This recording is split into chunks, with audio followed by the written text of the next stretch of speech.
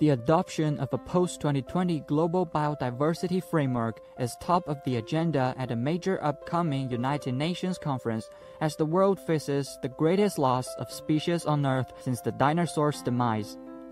Elizabeth Merouma, Executive Secretary of the UN Convention on Biological Diversity, made the remarks ahead of the second part of the 15th meeting of the Conference of the Parties held from December 7th to 19th in Montreal, Canada.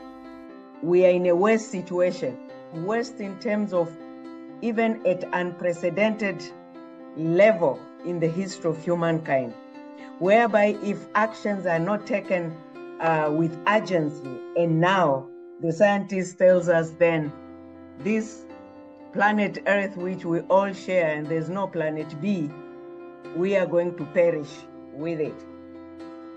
The CBD Secretariat said in a statement that COP15 in Montreal is expected to adopt a new global biodiversity framework with ambitious goals and specific action targets to achieve transformational change by the middle of the century.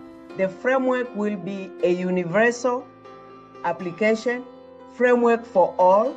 It's actually urging for whole of government, whole of society approach, all hands on deck, leaving no one behind.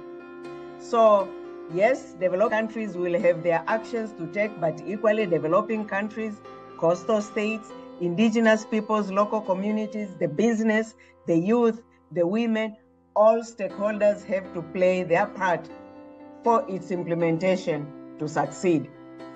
The second phase of COP15 follows the first part held last year in Kunming, the capital of southwest China's Yunnan province, with the continued theme of ecological civilization, building a shared future for all life on Earth. Merouma noted that, as chair of COP15, China has made enormous efforts to consult counterparts globally, organizing various multilateral events and bilateral discussions to secure an ambitious post-2020 global biodiversity framework. China's role is important because China is the president of the Conference of the Parties. And the government of China, particularly through the Minister of Environment and Ecology, as well as the Vice Minister, have taken efforts to really consult their counterparts globally on the importance and their commitment on an ambitious post-2020 global biodiversity framework.